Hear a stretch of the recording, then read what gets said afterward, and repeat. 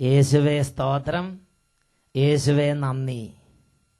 അഭിഷേകാഗ്നിയുടെ എല്ലാ പ്രേക്ഷകർക്കും യേശു ക്രിസ്തുവിന്റെ ധന്യനാമത്തിൽ കൃപയും സമാധാനവും. ഹല്ലേലൂയ. ഇന്ന് നമ്മൾ ചിന്തിക്കുന്ന വിഷയം മർക്കോസിന്റെ സുവിശേഷം 16-ാം അധ്യായം 15-ാം തിരുലിഖിതം. അവൻ അവരോട് പറഞ്ഞു, നിങ്ങൾ ലോകമെങ്ങും പോയി എല്ലാ സൃഷ്ടികളോടും സുവിശേഷം പ്രസംഗിക്കുവിൻ. ഇന്ന് ഈ വചനങ്ങൾ കേട്ടുകൊണ്ടിരിക്കുമ്പോൾ തന്നെ ഈ വചനം അന്വർത്ഥമാവുകയാണ്. പ്രിയപ്പെട്ട സഹോദരങ്ങളെ, കഴിഞ്ഞ നാളുകളിൽ കർത്താവായ യേശുക്രിസ്തുവിന്റെ നാമത്തിൽ ഒരുമിച്ചുകൂടി പ്രാർത്ഥിച്ച അനേകം കുടുംബങ്ങളിൽ ദൈവവചനപ്രകാരം വാഗ്ദത്തം ചെയ്യപ്പെട്ടിട്ടുള്ളതുപോലെ വലിയ അത്ഭുതങ്ങളും അടയാളങ്ങളും പരിശുദ്ധാത്മ അഭിഷേകങ്ങളും ദൈവം ചൊരിഞ്ഞു നൽകിയിട്ടുണ്ട്. ഒരു വ്യക്തിയുടെ അനുഭവം നിങ്ങളുടെ ശ്രദ്ധയിലേക്ക് കൊണ്ടുവരാം. എൻ്റെ പേര് മോളി. ഞങ്ങൾ ആലപ്പുഴയിൽ താമസിക്കുന്നു. ഞങ്ങൾ അഭിഷേകാഗ്നിയുടെ സ്ഥിരം പ്രേക്ഷകരാണ്. ഞങ്ങളുടെ 4 വയസ്സുള്ള ഇളയ മകൾ എൽസ 1.5 വർഷത്തോളമായി മലബന്ധം എന്ന രോഗത്താൽ വളരെ വിഷമിക്കുകയായിരുന്നു. ആയുർവേദവും അലോപ്പതിയുമായി ധാരാളം മരുന്നുകൾ ചെയ്തിട്ടും ഫലമുണ്ടായില്ല. 6 മാസത്തോളം അലോപ്പതി മരുന്ന് കൊടുത്തുകൊണ്ടിരുന്നു. അവസാനം ഡോക്ടർ കുറിച്ച മരുന്ന് കിട്ടാതെ വന്നപ്പോൾ മാത്രമാണ് ചികിത്സ നിർത്തിയത്. പിന്നെ 3 മാസത്തോളം മരുന്നൊന്നും ഇല്ലാതെ കഴിഞ്ഞുകൂടി. 3-4 ദിവസങ്ങൾ കൂടുമ്പോൾ കുറേശ്ശെ അല്പം മാത്രം വയറ്റിൽ നിന്ന് പോകും, പൂർണ്ണമായി പോവുകയില്ല. ഇത് കുഞ്ഞിന് വേദനയും അസ്വസ്ഥതയും കടുത്ത പ്രയാസങ്ങൾ ഉണ്ടാക്കി. അങ്ങനെ ഇരിക്കുമ്പോഴാണ് 2008 നവംബർ മാസത്തിലെ ഒരു ഞായറാഴ്ച അഭിഷേകാഗ്നി പ്രോഗ്രാമിൽ മലബന്ധം സുഖപ്പെട്ട ഒരു കൊച്ചു കുട്ടിയുടെ സാക്ഷ്യം അച്ഛൻ വായിച്ചു. ഞങ്ങൾ കുടുംബസമേതം അത് കേട്ടപ്പോൾ തീഷ്ണമായി കർത്താവിനോട് പ്രാർത്ഥിച്ചു. ആരാധന തുടങ്ങിയപ്പോൾ മോൾ പരിശുദ്ധ കുർബാനയിലേക്ക് നോക്കി എൻ്റെ യേശുവേ എന്ന് വിളിച്ചു കരഞ്ഞു. പ്രാർത്ഥന തീരുന്നതിന് മുമ്പ് തന്നെ കുട്ടി ടോയ്ലറ്റിലേക്ക് പോയി.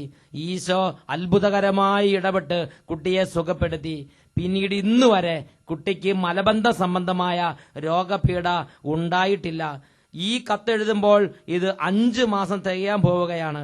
ഞങ്ങളുടെ കുഞ്ഞ് സുഖമായിരിക്കുന്നു. യേശു ക്രിസ്തുവിന് കോടാനുകോടി നന്ദിയും സ്തുതിയും ഞങ്ങൾ അർപ്പിക്കുന്നു. മോളി സക്കറിയാസ്, പാറാംതോട്, ആലപ്പുഴ. ഹല്ലേലൂയ. ഇതുപോലെ വലിയ അത്ഭുതങ്ങൾ ഈ വചന ശുശ്രൂഷ നടക്കുമ്പോഴും നമ്മുടെ കുടുംബങ്ങളിൽ സംഭവിക്കും. കർത്താവ് മത്തായിയുടെ സുവിശേഷം 18-ാം അധ്യായം 19 മുതലുള്ള തിരുലിഖിതങ്ങളിലൂടെ വാഗ്ദാനം ചെയ്തു, ഭൂമിയിൽ 2 പേർ യോജിച്ച് ചോദിക്കുന്ന ഏതൊരു കാര്യവും എന്റെ സ്വർഗസ്ഥനായ പിതാവ് നിറവേറ്റി തരും. യോഹന്നാൻ 14:14. നിങ്ങൾ എന്റെ നാമത്തിൽ എന്നോട് എന്തെങ്കിലും ചോദിച്ചാൽ ഞാൻ അത് ചെയ്തു തരും. കണ്ണുകൾ അടച്ച് 2 കരങ്ങളും തുറന്നു പിടിച്ച് ദൈവത്തിന്റെ ആത്മാവ്, വചനത്തിന്റെ ആത്മാവ്, ദൈവരാജ്യത്തിന്റെ ആത്മാവ്, സൗഖ്യത്തിന്റെ ആത്മാവ്, വിടുതലിന്റെ ആത്മാവ് ഇപ്പോൾ നമ്മുടെ മേൽ, നമ്മുടെ കുടുംബത്തിന്റെ മേൽ, സ്ഥാപനത്തിന്റെ മേൽ, വംശങ്ങളുടെ മേൽ, പാരമ്പര്യങ്ങളുടെ മേൽ കത്തിപ്പടരാൻ ആഗ്രഹിച്ച് ദാഹിച്ച് നമുക്ക് പ്രാർത്ഥിക്കാം. പരിശുദ്ധാത്മാവേ, ദൈവത്തിന്റെ ആത്മാവേ, ഞങ്ങൾ പ്രാർത്ഥിക്കുന്നു, വരണമേ, ഇപ്പോൾ വരണമേ പരിശുദ്ധാത്മാവേ. ആദ്യ നൂറ്റാണ്ടിൽ പെന്തക്കോസ്ത നാളിൽ അഭിഷേകമാരി ചൊരിഞ്ഞവനെ പരിശുദ്ധാത്മാവേ. ആദ്യ നൂറ്റാണ്ടിൽ പെന്തക്കോസ്ത നാളിൽ ഓ പരിശുദ്ധാത്മാവേ, ചൊരിഞ്ഞവനെ ഇപ്പോൾ വ്യാപരിക്കണമേ. നിറയണമേ, വന്നു നിറയണമേ. ഹല്ലേലൂയ പാടുമിദാസരിൽ പ്രാർത്ഥിക്കുന്നു. നിറയണമേ, വന്നു നിറയണമേ. ഓ പരിശുദ്ധാത്മാവേ, പാടുമിദാസരിൽ എല്ലാ ദൈവമക്കളും കരങ്ങൾ ഉയർത്തി വലിയ ആഗ്രഹത്തോടെ സ്തുതിക്കട്ടെ. ഹല്ലേലൂയ, ഹല്ലേലൂയ, ഹല്ലേലൂയ. ഓ ദൈവമേ, ഈ മണിക്കൂറുകളിൽ ഇതാ കരങ്ങൾ ഉയർത്തി ഹൃദയം നുറുങ്ങി ഒന്നിച്ച് നിലവിളിച്ച് പ്രാർത്ഥിക്കുന്ന കുടുംബങ്ങളുടെ മേൽ, കുടുംബാംഗങ്ങളുടെ മേൽ, സമൂഹങ്ങളുടെ മേൽ, കൂട്ടായ്മകളുടെ മേൽ അഭിഷേകം ചൊരിയണമേ. ഹല്ലേലൂയ, ഹല്ലേലൂയ. വലിയ ആഗ്രഹത്തോടെ പ്രാർത്ഥിക്കട്ടെ, വലിയ ആഗ്രഹത്തോടെ പ്രാർത്ഥിക്കട്ടെ. ഹല്ലേലൂയ, ഹല്ലേലൂയ, ഹല്ലേലൂയ, ഹല്ലേലൂയ, ഹല്ലേലൂയ, ഹല്ലേലൂയ, ഹല്ലേലൂയ. യേശുവേ ആരാധന, ആരാധന, ആരാധന. യേശുവേ ആരാധന, ആരാധന. യേശുവേ സ്തോത്രം, യേശുവേ നന്ദി. യേശുവേ സ്തോത്രം, യേശുവേ നന്ദി. Praise the Lord. ഹല്ലേലൂയ. യേശുവേ സ്തോത്രം, യേശുവേ നന്ദി. മർക്കോസിന്റെ സുവിശേഷം 16 അധ്യായം 15 തിരുലിഖിതം. അവൻ അവരോട് പറഞ്ഞു, നിങ്ങൾ ലോകമെങ്ങും പോയി എല്ലാ സൃഷ്ടികളോടും സുവിശേഷം പ്രസംഗിക്കുവിൻ. വിശ്വസിച്ച് സ്നാനം സ്വീകരിക്കുന്നവൻ രക്ഷിക്കപ്പെടും, വിശ്വസിക്കാത്തവൻ ശിക്ഷിക്കപ്പെടും. ഈ വചനം കേൾക്കുമ്പോൾ ചില ആളുകൾ ചിന്തിക്കുന്ന ഇങ്ങനെയാണ്, ഇത് മതം പ്രചരിപ്പിക്കാൻ വേണ്ടിയുള്ള ഒരു ഉപദേശമാണ് എന്ന്. എന്നാൽ എൻ്റെ പ്രിയപ്പെട്ട ദൈവമക്കളെ, എന്റെയും നിങ്ങളുടെയും സകല മക്കളുടെയും ആത്മരക്ഷയോട് ബന്ധപ്പെട്ട ഒരു തിരുലിഖിത ഭാഗമാണിത്. എന്റെയും നിങ്ങളുടെയും ആത്മാവിന്റെ നിത്യരക്ഷയ്ക്ക് വേണ്ടി ദൈവപുത്രൻ കൽപ്പിച്ച് നൽകിയിട്ടുള്ള ഒരു മാർഗമാണിത്. സുവിശേഷം പ്രസംഗിക്കുക, സ്വർഗത്തെക്കുറിച്ച് അറിയിക്കുക, നിത്യരക്ഷയെക്കുറിച്ച് അറിയിക്കുക, മാനസാന്തരത്തെക്കുറിച്ച് അറിയിക്കുക, ദൈവരാജ്യത്തെക്കുറിച്ച് അറിയിക്കുക. ഹല്ലേലൂയ. എന്നാൽ ധ്യാനം കൂടി പോകുന്ന, ദൈവവചനം കേട്ടു പോകുന്ന, പള്ളിയിൽ പോയി വിശുദ്ധ കൂദാശകൾ സ്വീകരിച്ച് ഭവനങ്ങളിലേക്ക് മടങ്ങുന്ന ഒരുപാട് പേരുടെ മനസ്സിൽ ഇരിക്കുന്ന ദുർചിന്ത ഇങ്ങനെയാണ്: ഞാൻ എന്റെ പാപങ്ങളെല്ലാം ഉപേക്ഷിച്ച് കുടുംബത്തിന്റെ കാര്യങ്ങളൊക്കെ റെഡിക്ക് നോക്കി, നാടിന്റെ കാര്യങ്ങളൊക്കെ റെഡിക്ക് നോക്കി, എന്റെ ഉത്തരവാദിത്തങ്ങളൊക്കെ ശരിക്കും നിർവഹിച്ച് ഞാൻ ഇങ്ങനെ അങ്ങോട്ട് പോയാൽ മതി, ഞാൻ എന്റെ പേര് നിത്യജീവന്റെ ഗ്രന്ഥത്തിൽ ഉണ്ടായിരിക്കുമെന്ന്. അത് തെറ്റായ ഒരു ധാരണയാണ്. ഈ ഒരു അബദ്ധ ചിന്തയിൽ കഴിയുന്ന ഒരുപാട് മനുഷ്യർ ലോകത്തിലുണ്ട്. ഒരു ദിവസം ജീസസ് യൂത്ത് പ്രവർത്തകരുടെ ഒരു കൂട്ടായ്മയിൽ ഒരു ചിത്രീകരണം അവതരിപ്പിച്ചത് എന്റെ ശ്രദ്ധയിൽപ്പെട്ടു. ഏതാണ്ട് ഇതുപോലുള്ള ഒരു മനോഭാവത്തോടെ ജീവിക്കുന്ന ഒരു മനുഷ്യനെ ആ ചിന്തയുടെ ബന്ധനത്തിൽ നിന്ന് വിടുവിക്കാൻ കരുണ തോന്നിയ കർത്താവ് ആ മനുഷ്യന് ഒരു സ്വപ്നം കൊടുത്തതാണ് ആ ചിത്രീകരണത്തിൽ അവതരിപ്പിക്കുന്നത്. ആ സ്വപ്നം ഇങ്ങനെയാണ് അവർ അവതരിപ്പിച്ചത്: ഒരു മനുഷ്യൻ, നല്ലൊരു മനുഷ്യൻ, സൽകൃത്യങ്ങൾ ചെയ്യുന്ന മനുഷ്യൻ, വേറെ ആരുടെ കാര്യത്തിൽ ഇടപെടാതെ, വേറെ ആരോടും അധികം അവനവന്റെ കാര്യം മാത്രം നോക്കി, മദ്യപാനം ഉപേക്ഷിച്ച്, ചീട്ടുകൾ ഉപേക്ഷിച്ച്, അവനവന്റെ കാര്യം മാത്രം നോക്കി, സ്വന്തം കാര്യം മാത്രം നോക്കി കുടുംബത്തിൽ ഒതുങ്ങിക്കൂടുന്ന മനുഷ്യൻ ചിന്തിക്കുകയാണ്, എന്റെ ഈ പ്രാർത്ഥനയും എന്റെ ഈ വിശുദ്ധ ജീവിതമെല്ലാം സ്വർഗത്തിൽ എത്തിക്കുമെന്ന്. അങ്ങനെ ഇരിക്കുമ്പോഴാണ് ദൈവം അദ്ദേഹത്തിന് സ്വപ്നം കൊടുക്കുന്നത്. ഒരു വലിയ ട്രെയിനിൽ അദ്ദേഹം യാത്ര ചെയ്തുകൊണ്ടിരിക്കുകയാണ്. ആ ട്രെയിൻ ഒരുപാട് കമ്പാർട്ട്മെന്റുകളുണ്ട്. അതിൽ ഈ മനുഷ്യൻ ഒരു ബോഗിയിൽ ഒരു കമ്പാർട്ട്മെന്റിൽ ഇരിക്കുകയാണ്. ഇദ്ദേഹത്തിന്റെ കമ്പാർട്ട്മെന്റിൽ വേറെ ആരുമില്ല, ഇദ്ദേഹം മാത്രം. ഇദ്ദേഹത്തിന് വലിയ സന്തോഷമായി. അവനവന്റെ കാര്യം നോക്കി, അവനവന്റെ പ്രാർത്ഥനയും നടത്തി, ബൈബിളും വായിച്ച് ഇങ്ങനെ സുഖമായിട്ടിരിക്കാലോ അദ്ദേഹം ചിന്തിക്കുകയാണ്. അങ്ങനെ മുമ്പോട്ട് പോകുമ്പോൾ ഇതാ ട്രെയിൻ വലിയൊരു സ്റ്റേഷനിൽ ചെന്ന് നിന്നു. ആ സ്റ്റേഷൻ ഏതാണെന്ന് അദ്ദേഹം തലയിട്ട് നോക്കിയപ്പോൾ ആ സ്റ്റേഷന്റെ പേര് അവിടെ എഴുതി വെച്ചിട്ടുണ്ട്. സ്വർഗം എന്നാണ് ആ സ്റ്റേഷന്റെ പേര്. അവിടെ നോക്കുമ്പോൾ ഒരുപാട് സ്വർഗവാസികളുണ്ട്, മാലാഖമാരുണ്ട്, വിശുദ്ധന്മാരുണ്ട്, മുഖ്യദൂതന്മാരുണ്ട്. വലിയ സ്വീകരണത്തിന്റെ വലിയ വലിയ അലയൊലികൾ അവിടെ മുഴങ്ങുകയാണ്. വലിയൊരു പെരുന്നാൾ പറമ്പിൽ ചെന്ന പോലുള്ള വലിയ ഉത്സവ ലഹരിയാണ് അവിടെ കാണുന്നത്. സന്തോഷത്തിന്റെ അലയൊലികൾ അവിടെ മുഴങ്ങുകയാണ്. ഇതാ ആദ്യത്തെ കമ്പാർട്ട്മെന്റ് തുറന്നു. യേശു ക്രിസ്തു ഈ കമ്പാർട്ട്മെന്റിൽ നിന്ന് അബ്രാഹത്തെ കൈ കൊടുത്ത് സ്വീകരിച്ച് ഇവിടെ ഇറക്കുകയാണ്. അബ്രാഹത്തിന്റെ കൂടെ കോടിക്കണക്കിന് ആത്മാക്കളും കൂടെ ചാടി ഇറങ്ങി. ഇതാ യേശു ക്രിസ്തു പിതാവായ ദൈവത്തിന്റെ പക്കലേക്ക് അബ്രാഹത്തെ കൊണ്ടുചെല്ലുകയാണ്. പിതാവായ ദൈവം പരമോന്നതമായ ബഹുമാനാദരവുകളോടെ അദ്ദേഹത്തെ സ്വീകരിച്ച് അദ്ദേഹത്തെ നിത്യകൂടാരങ്ങളിലേക്ക് കൊണ്ടുപോവുകയാണ്, അദ്ദേഹത്തിന്റെ കൂടെയുള്ള കോടിക്കണക്കിന് ആത്മാക്കളെയും.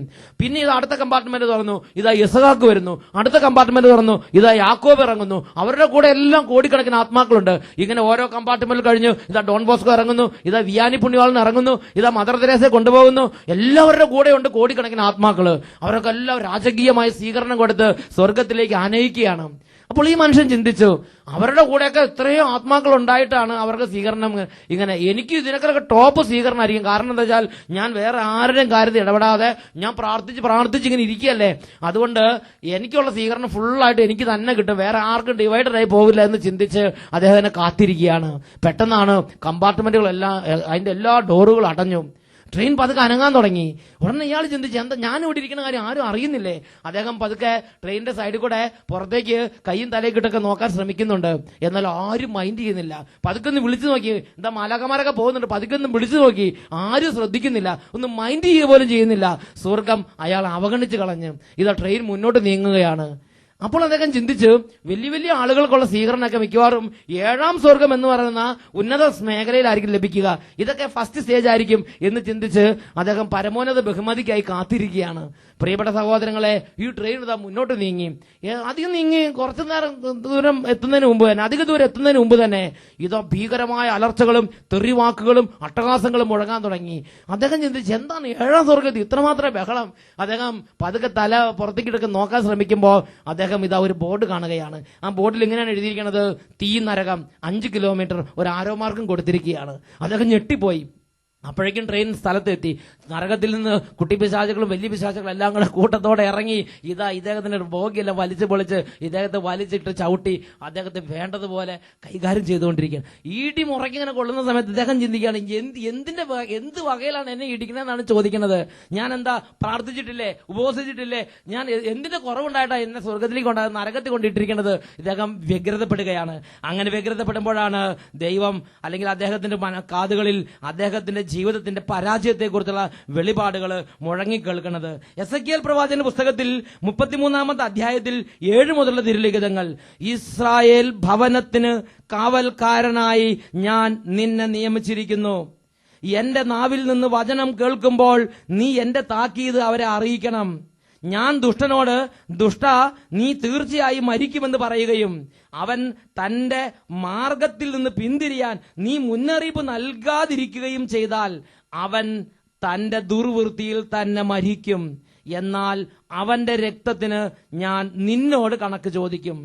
ദുഷ്ടനോട് തന്റെ മാർഗത്തിൽ നിന്ന് പിന്തിരിയാൻ നീ താക്കീത് കൊടുത്തിട്ടും അവൻ പിന്തിരിയാതിരുന്നാൽ അവൻ തന്റെ ദുർവൃത്തിയിൽ തന്നെ മരിക്കും. എന്നാൽ നീ നിന്റെ ജീവനെ രക്ഷിക്കും. Praise the Lord, hallelujah. പ്രിയപ്പെട്ട മകനെ, പ്രിയപ്പെട്ട മകളെ, ഓ ദൈവ പൈതലെ, ഒരു അടിസ്ഥാന സത്യം ഞാനും നിങ്ങളും മനസ്സിലാക്കണം. ഞാനും നിങ്ങളും മറ്റുള്ളവരോട് സുവിശേഷം അറിയിക്കുമ്പോൾ, ദൈവരാജ്യത്തെക്കുറിച്ച് അറിയിക്കുമ്പോൾ, നിത്യജീവനെക്കുറിച്ച് അറിയിക്കുമ്പോൾ, മാനസാന്തരത്തെക്കുറിച്ച് സംസാരിക്കുമ്പോൾ എന്റെയും അവരുടെയും ആത്മാവിന്റെ നിത്യരക്ഷയ്ക്ക് വേണ്ടി യത്നിച്ചുകൊണ്ടിരിക്കുകയാണ്. എന്നാൽ ഞാനും നിങ്ങളും കിട്ടുന്ന അവസരങ്ങൾ പാഴാക്കി കളയുമ്പോൾ, ഒരാളോട് ദൈവത്തെക്കുറിച്ചും സ്വർഗത്തെക്കുറിച്ചും നിത്യജീവനെക്കുറിച്ചും മരണാനന്തര ജീവിതത്തെക്കുറിച്ചും പറയാൻ അവസരം കിട്ടുമ്പോൾ, മാധ്യമങ്ങൾ കൊടുക്കാൻ അവസരം കിട്ടുമ്പോൾ അത് കൊടുക്കാതെ സ്വന്തം കാര്യങ്ങളിൽ മാത്രം മുഴുങ്ങി അവനവന്റെ പ്രാർത്ഥനയും അവനവന്റെ പുണ്യവും മാത്രമായി ഒതുങ്ങിക്കൂടിയാൽ എന്റെയും അവരുടെയും ആത്മനാശത്തിന്റെ വേദി കളമൊരുക്കിക്കൊണ്ടിരിക്കുകയാണ് എന്ന് തിരുലിഖിത പ്രകാരം നമ്മൾ മനസ്സിലാക്കണം. ഹല്ലേലൂയ. പ്രിയപ്പെട്ട സഹോദരങ്ങളെ, ദൈവരാജ്യവേല അത് മതം പ്രചരിപ്പിക്കാൻ വേണ്ടിയുള്ള ഒരു പരിപാടിയല്ല. അത് എന്റെയും നിങ്ങളുടെയും ലോകം മുഴുവനുള്ള 700 കോടിയിലധികം വരുന്ന ഈ ജനസഞ്ചയത്തിന്റെയും ആത്മരക്ഷയ്ക്ക് വേണ്ടിയുള്ള പരിശ്രമമാണത്. ഹല്ലേലൂയ. പ്രിയപ്പെട്ട സഹോദരങ്ങളെ, വിവിധ വിധത്തിൽ ദൈവരാജ്യവേല നമുക്ക് ചെയ്യാം. അതിൽ പ്രധാനപ്പെട്ട ഒന്നാണ് മാധ്യമങ്ങളിലൂടെയുള്ള ദൈവരാജ്യ ശുശ്രൂഷ. Praise the Lord. ഇതിനെക്കുറിച്ച് എനിക്ക് കിട്ടിയൊരു ബോധ്യം ഞാൻ നിങ്ങളോട് പങ്കുവെക്കുകയാണ്. എന്റെ ജീവിതത്തിൽ മാധ്യമങ്ങളുടെ സുവിശേഷമല്ല ആദ്യമായിട്ട് എന്നെ സ്പർശിച്ചത് എന്റെ 6ാം ക്ലാസ് 7ാം ക്ലാസ് പഠിക്കുന്ന കാലത്താണ്. ആ കാലഘട്ടത്തിലാണ് എന്റെ അപ്പൻ ആദ്യമായി ഒരു കരിസ്മാറ്റിക് ധ്യാനത്തിൽ കൂടിയിട്ട് വീട്ടിലേക്ക് വരുന്നത്. അതിനു മുമ്പ് അങ്ങനെ ധ്യാനങ്ങളൊന്നും കേട്ടിട്ടില്ല, അങ്ങനെ കാര്യത്തെക്കുറിച്ച് എനിക്ക് തിരിച്ചറിവും കിട്ടിയിട്ടില്ല. എന്നാൽ ആദ്യമായി എന്റെ അപ്പൻ ഒരു കരിസ്മാറ്റിക് ധ്യാനം കൂടിയിട്ട് വരുന്നത് എന്റെ 6ാം ക്ലാസ്സിൽ പഠിക്കുന്ന കാലത്താണ്. അപ്പോ ആ ധ്യാനത്തിന്റെ സമാപന ദിവസത്തിൽ നന്നായിട്ട് അഭിഷേക പ്രാർത്ഥനയൊക്കെ പങ്കെടുത്ത് അപ്പൻ വീട്ടിൽ വന്നപ്പോ ഒരു പ്രാർത്ഥനാ കാർഡ് അപ്പൻ വീട്ടിൽ കൊണ്ടുവന്നു. ഞാൻ ആ കാർഡ് നോക്കിയപ്പോൾ അത് പരിശുദ്ധാത്മാവിനോടുള്ള പ്രാർത്ഥനയാണ്. അപ്പൻ ആ കാർഡ് വീട്ടിൽ കൊടുന്ന് മേശപ്പുറത്ത് വെച്ചു. ഞങ്ങൾ 7 മക്കളാണ്. എന്റെ ചേട്ടന്മാർക്കും അനിയന്മാർക്കും കാര്യമായിട്ട് അതിനെക്കുറിച്ചൊന്നും ചിന്ത വന്നില്ല.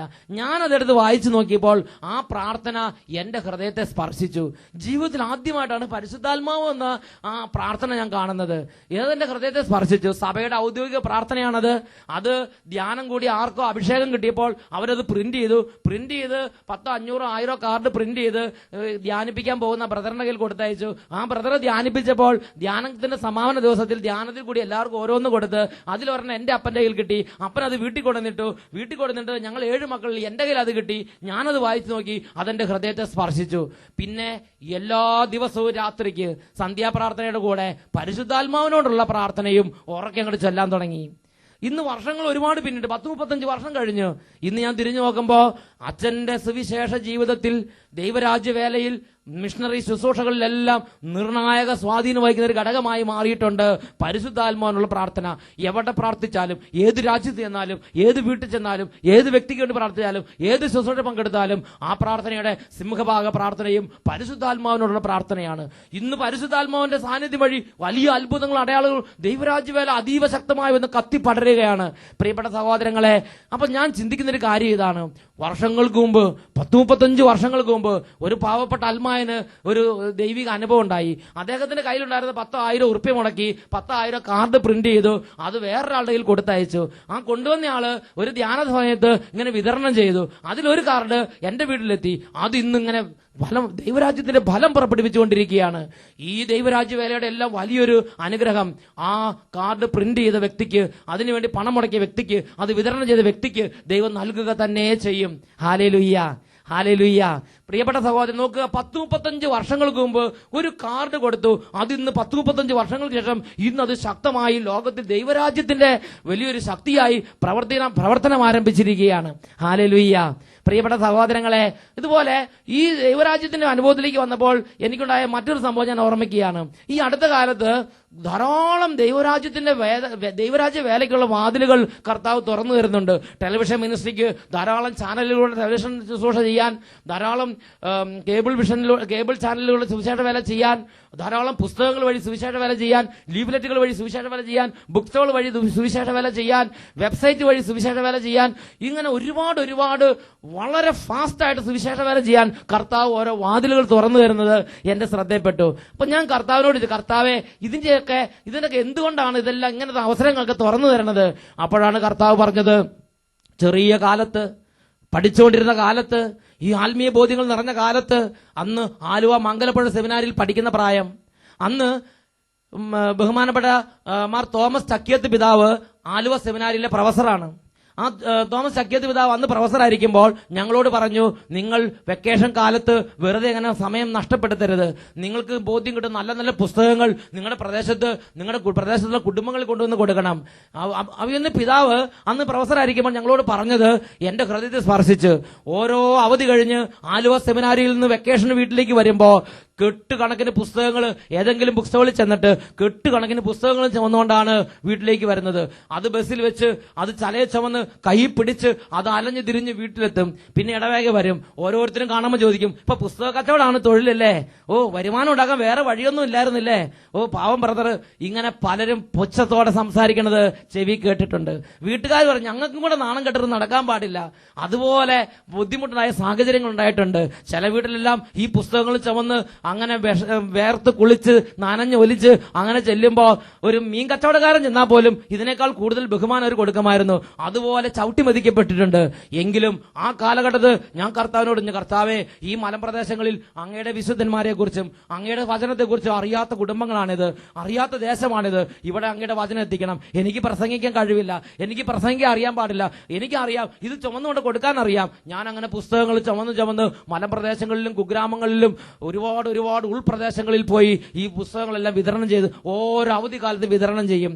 കർത്താവ് അത് വിലയുള്ളതായി കണ്ട്, ഇന്നതും ചുവന്നുകൊണ്ട് പോകാൻ പറ്റാത്ത കാലത്ത്, ഇന്ന് മലയൊന്നും കയറാൻ പറ്റാത്ത കാലത്ത്, ഇന്ന് കൊടും ചൂടിലും കൊടും തണുപ്പത്തിലും കൊടിയ മലയുടെ മുകളിലൊന്നും എത്താൻ പറ്റാത്ത സമയത്ത് ഇന്ന് ഞാൻ അട്ടപ്പാടി ഇരുന്ന് സുവിശേഷ വേല ചെയ്യുമ്പോൾ അതെല്ലാ മുക്കിലും മൂലം രക്തതാക്കവധം കർത്താവ് വാതിൽ തുറക്കുകയാണ്. പ്രിയപ്പെട്ട സഹോദരങ്ങളെ, കർത്താവ് ആ സുവിശേഷ വേലയിൽ ആനന്ദം കൊണ്ട് കർത്താവ് അതിനെ അംഗീകരിച്ച് ഞാനും നിങ്ങളും ഇന്ന് എനിക്ക് നിങ്ങൾക്കും കിട്ടുന്ന ഓരോ അവസരം, ഒരു ചെറിയ ലീഫ്ലെറ്റ് കൊടുക്കാൻ അവസരം കിട്ടുകയാണെങ്കിൽ ആ അവസരം നമ്മൾ പ്രയോജനപ്പെടുത്തണം. ഒരു ചെറിയ പുസ്തകം കൊടുക്കാൻ അവസരം കിട്ടുകയാണെങ്കിൽ ആ അവസരം നമ്മൾ പ്രയോജനപ്പെടുത്തണം. ഒരു ദിവസം ഒരു സംഭവം ഉണ്ടായി. എന്റെ കൂടെ ശുശ്രൂഷ ചെയ്യുന്ന ഒരുപാട് ചെറുപ്പക്കാരുണ്ട്. BSc പഠിച്ചവര്, ഒത്തിരി ക്വാളിഫിക്കേഷൻ ഉള്ളവര്, ഒത്തിരി ഉന്നതമായ വിധത്തിൽ പോകേണ്ടവര്. അവര് കർത്താവിന്റെ അനുഭവം കിട്ടിയപ്പോൾ അവര് സുവിശേഷ വേലയ്ക്ക് വേണ്ടി തങ്ങളുടെ ജീവിതം സമർപ്പണം ചെയ്തു. അങ്ങനെ മലബാറിലെ ഒരു പ്രദേശത്ത് സുവിശേഷ വേലയ്ക്ക് വേണ്ടി അച്ഛനും ടീമുകൾ എത്തിയിരിക്കുകയാണ്. അപ്പോൾ യേശു ക്രിസ്തുവിനെ കുറിച്ചുള്ള ലീഫ്ലെറ്റുകളും പുസ്തകങ്ങളും ലഘുലേഖകളുമായിട്ട് ഇവരിങ്ങനെ ഓരോരുത്തരുടെ അടുത്തേക്ക് ചെല്ലുകയാണ്. ചേട്ടാ ഒരു പുസ്തകം, ചേച്ചി ഒരു പുസ്തകം. അപ്പോൾ ചില ആളുകളെല്ലാം അവരെ അവഹേളിച്ച്, അവരെ നിന്ദിച്ച്, ചില ആളുകൾ അവരെ വിളിച്ച് വാ ബ്രദറെ വാ ഒരു പുസ്തകം എന്താന്ന് പറഞ്ഞിട്ട് ഇങ്ങനെ പോക്കറ്റിൽ കൈയിടും. എന്താ വില? ഇത്ര വില. ഓ, എന്നാ പോക്കോ എന്ന് പറഞ്ഞ് അവരെ അവഹേളിച്ച് വിടുന്ന അനുഭവങ്ങളുണ്ടായി. അപ്പൊ ഞാൻ ചെറുപ്പക്കാരോട് ചോദിച്ചു, മനസ്സ് മടുത്തോ? നിരാശപ്പെടുത്ത തോന്നുന്നുണ്ടോ? നിർത്തണം തോന്നുന്നുണ്ടോ? അപ്പൊ അവര് പറഞ്ഞൊരു കാര്യമുണ്ട്, എന്റെ അച്ഛാ, നമ്മളിത് നിർത്തിയാൽ ഇവരോട് ആരിത് പറയും? ആര് ഈ സുവിശേഷ വേല ചെയ്യും? ഞാനിത് ചെയ്തില്ലെങ്കിൽ എനിക്ക് പകരം ചെയ്യാൻ ആരാണുള്ളത്?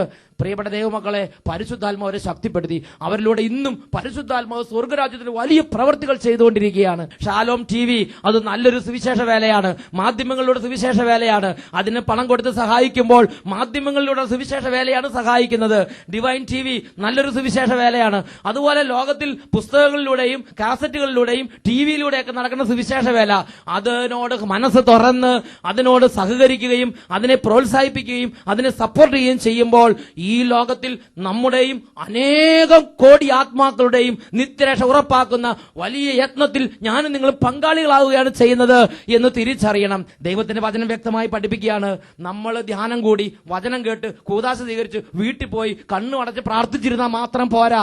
നമുക്ക് കിട്ടുന്ന ഓരോ അവസരത്തിലും സുവിശേഷ വേല ചെയ്യണം. ഒരു പ്രാർത്ഥനക്കാർ വിതരണം ചെയ്യാൻ അവസരം കിട്ടിയാൽ ചെയ്യണം. ഒരു പുസ്തകം കൊടുക്കാൻ അവസരം കിട്ടിയാൽ കൊടുക്കണം. ഒരു ബൈബിൾ കൊടുക്കാൻ അവസരം കിട്ടിയാൽ കൊടുക്കണം.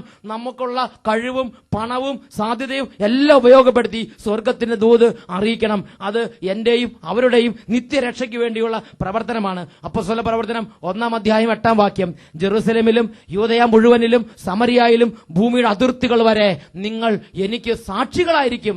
സാക്ഷിയാകാത്ത ഒരു വിശ്വാസിയെ ദൈവം വിലമതിക്കുന്നില്ല. അപ്പോസ്തല പ്രവർത്തനം 22-ാം അധ്യായത്തിൽ പൗലോസ് അപ്പോസ്തലനെ വിളിച്ചു ഉയർത്തിയ കർത്താവ് അനനിയാസിലൂടെ പൗലോസ് അപ്പോസ്തലന്റെ നിർദ്ദേശം അപ്പോസ്തല പ്രവർത്തനം 22-ാം അധ്യായത്തിൽ 15-ാം തിരുലിഖിതത്തിലുണ്ട്. അവിടെ ഇങ്ങനെയാണ് വായിക്കുന്നത്: നീ കാണുകയും കേൾക്കുകയും ചെയ്തതിനെ കുറിച്ച് എല്ലാ മനുഷ്യരുടെയും മുമ്പാകെ എനിക്ക് സാക്ഷിയായിരിക്കും. വീണ്ടും പൗലോസ്ലീഹ ഈ അനുഭവം നിറഞ്ഞപ്പോൾ പൗലോസ്ലീഹ തന്റെ ശിഷ്യനായ തിമോത്തിയോസിനോട് പറയുന്നത് 2 തിമോത്തിയോസ് 1-ാം അധ്യായം 8-ാം വാക്യത്തിലുണ്ട്. ദൈവത്തിന്റെ ശക്തിയിൽ ആശ്രയിച്ചുകൊണ്ട് അവന്റെ സുവിശേഷത്തെ പ്രതിയുള്ള ക്ലേശങ്ങളിൽ നീയും പങ്കുവഹിക്കുക. പ്രിയപ്പെട്ട ദൈവമക്കളെ, നമുക്ക് കണ്ണുകൾ അടയ്ക്കാം, 2 കരങ്ങളും തുറന്നു പിടിക്കാം. വെളിപാടിന്റെ പുസ്തകം 22-ാം അധ്യായം 17-ാം തിരുലിഖിതം. ആത്മാവും മണവാട്ടിയും പറയുന്നു, വരിക. കേൾക്കുന്നവൻ പറയട്ടെ, വരിക. ദാഹിക്കുന്നവൻ വരട്ടെ. ആഗ്രഹമുള്ളവൻ ജീവന്റെ ജലം സൗജന്യമായി സ്വീകരിക്കട്ടെ. 2 കരങ്ങളും തുറന്ന് കർത്താവേ എന്നെയും അയക്കണമേ പ്രാർത്ഥിക്കുന്നു. ഹല്ലേലൂയ, ഹല്ലേലൂയ, ഹല്ലേലൂയ. നഷ്ടപ്പെട്ട ആത്മാക്കളിലേക്ക്, നിത്യരക്ഷയെക്കുറിച്ച് അറിയാത്ത ആത്മാക്കളിലേക്ക്, സ്വർഗത്തെക്കുറിച്ച് തിരിച്ചറിവില്ലാത്തവരിലേക്ക്, യേശുവിനെ കുറിച്ച് അറിയാത്തവരിലേക്ക്, മരണാനന്തര ജീവിതത്തെക്കുറിച്ച് ഒരു ബോധ്യമില്ലാത്തവരിലേക്ക് കർത്താവെ ഞങ്ങളെയും അയക്കണമേ, ഞങ്ങളെയും അയക്കണമേ. നിന്നെക്കുറിച്ച് കാണാത്തവര്, നിന്നെക്കുറിച്ച് കേൾക്കാത്തവര്, നിന്നെക്കുറിച്ച് അറിയാത്തവര് അറിയാൻ ഇതാ ഞങ്ങളെ അയക്കണമേ പ്രാർത്ഥിക്കുന്നു. നാമമൊരിക്കലും കേൾക്കാത്ത നാട്ടിൽ നിന്നാമം ഞങ്ങൾ പ്രഘോഷിച്ചിടാം. കർത്താവേ, നിന്നാമമൊരിക്കലും യേശുവേ, കേൾക്കാത്ത നാട്ടിൽ നിന്നാമം ഞങ്ങൾ പ്രഘോഷിച്ചിടാം. അഭിഷേകം ചെയ്യണമേ. സ്നേഹമിന്നോളം അറിയാത്ത ഹൃത്തിൽ സ്പർശിക്കണമേ. സ്നേഹമിന്നോളം അറിയാത്ത ജീസസ് ക്രൈസ്റ്റ്. ദിവ്യ സ്നേഹം പകർന്നിടാം ഞങ്ങൾ. Glory to God. ദൈവത്തിന് മഹത്വം. അഭിഷേകം വ്യാപരിക്കട്ടെ. എല്ലാ കുടുംബങ്ങളും ഉണരട്ടെ. മരിക്കുന്നതിന് മുമ്പ് വേലയ്ക്ക് വേണ്ടി ഉണരട്ടെ. ഇതെല്ലാം നശിക്കുന്നതിന് മുമ്പ് വേലയ്ക്ക് വേണ്ടി ഉണരട്ടെ. അഭിഷേകം ശക്തി പടരട്ടെ. Power, power. അയച്ചിടേണേ ഞങ്ങളെ നിന്നുള്ള ഭൂമിയിലേക്ക്. തിരവൊടു വേഗം അയച്ചിടേണേ, തിരവൊടു വേഗം അയച്ചിടേണേ, തിരവൊടു വേഗം അയച്ചിടേണേ, തിരവൊടു വേഗം. കരങ്ങൾ ഉയർത്തി എല്ലാവരും സ്തുതിക്കുന്നു. ഹല്ലേലൂയ, ഹല്ലേലൂയ, ഹല്ലേലൂയ. ഓ കർത്താവേ, ബോധ്യങ്ങൾ കിട്ടിയവര്, ബോധ്യങ്ങൾ കിട്ടാത്തവര്, അറിവുള്ളവർ, അറിവില്ലാത്തവര്, ആരോഗ്യമുള്ളവർ, ആരോഗ്യമില്ലാത്തവർ, എല്ലാവരുടെ മേലും അങ്ങയുടെ അത്ഭുത ശക്തി ഇപ്പോൾ അതിശയമായി പ്രവഹിക്കട്ടെ. ഹല്ലേലൂയ, ഹല്ലേലൂയ, ഹല്ലേലൂയ, ഹല്ലേലൂയ. യേശുവേ ആരാധന, ആരാധന, ആരാധന. യേശുവേ ആരാധന, യേശുവേ സ്തോത്രം, യേശുവേ നന്ദി. Praise the Lord.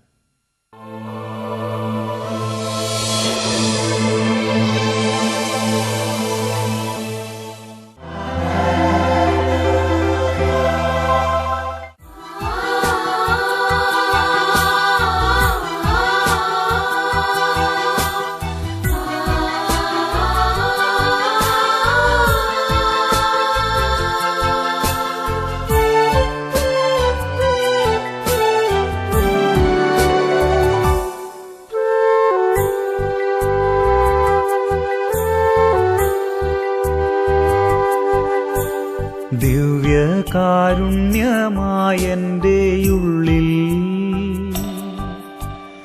ഈശോ ഇന്നു വാഴാനെത്തും നേരം മനസ്സൊരുവൻ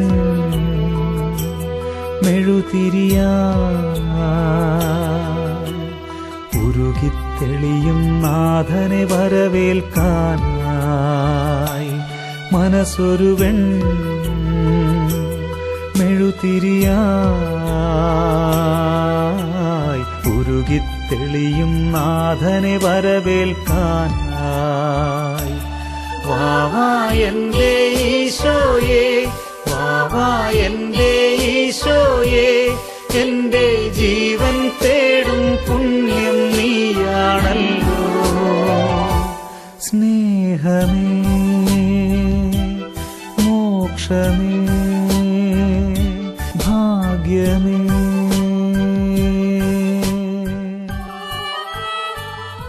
ഈ നിമിഷങ്ങളിൽ നാം ഓരോരുത്തരും ആയിരിക്കുന്ന സ്ഥലങ്ങളിൽ ഹൃദയം ദൈവത്തിങ്കലേക്ക് ഉയർത്തി നമുക്ക് പ്രാർത്ഥിക്കാം. 25-ാം സങ്കീർത്തനത്തിൽ 1-ാമത്തെ തിരുലിഖിതം, ഹൃദയം കർത്താവിങ്കിലേക്ക് ഉയർത്തുവിൻ. ഇതാ 2 കരങ്ങളും കർത്താവിന്റെ പക്കലേക്ക് ഉയർത്തി യേശുവിനെ നാമം വിളിച്ചപേക്ഷിക്കുന്ന ഓരോ വ്യക്തികളുടെ മേലും അവരുടെ കുടുംബങ്ങളുടെ മേലും ദൈവമായ കർത്താവ് തന്റെ സമ്പത്ത് വർഷിക്കുന്നു, തന്റെ അനുഗ്രഹങ്ങളെ ചൊരിയുന്നു. വിശ്വാസത്തോടെ കരങ്ങൾ ഉയർത്തി യേശുവിനെ നാമം വിളിച്ച് യേശുവിനെ ആരാധിക്കട്ടെ. ഹാലലുയ്യ, ഹാലലുയ്യ. ഓ കർത്താവേ, ഈ നിമിഷങ്ങൾ അങ്ങയുടെ ശരീരത്തിൽ നിന്ന് അത്ഭുത ശക്തി വ്യാപരിച്ച് കുടുംബങ്ങളിൽ അത്ഭുതങ്ങൾ സംഭവിക്കട്ടെ. കടബാധിതകൾ യേശുവിന്റെ നാമത്തിൽ മാറിപ്പോകട്ടെ. ഓ കർത്താവേ, തീരാവ്യാധികളുടെ മേൽ അങ്ങയുടെ അത്ഭുത ശക്തി പ്രവഹിക്കട്ടെ. കർത്താവേ, ദുഷ്ടാത്മ പീഡകൾ അങ്ങയുടെ അത്ഭുത നാമത്തിൽ വിട്ടുമാറി പോകട്ടെ. അങ്ങയുടെ ജനം മുഴുവൻ അങ്ങയുടെ നാമത്തിൽ അത്ഭുതങ്ങളും അടയാളങ്ങളും കാണട്ടെ. യേശുവിന്റെ നാമത്തിൽ അനുഗ്രഹിക്കുന്നു. ഹാലലുയ്യ, ഹാലലുയ്യ, ഹാലലുയ്യ. യേശുവേ ആരാധന, ആരാധന. യേശുവേ സ്തോത്രം, യേശുവേ നന്ദി, യേശുവേ സ്തോത്രം. എന്റെ ഈശോയേ, വാവാ എന്റെ ഈശോയേ, എന്റെ ജീവൻ തേടും പുണ്യം നീയാണല്ലോ. സ്നേഹമേ,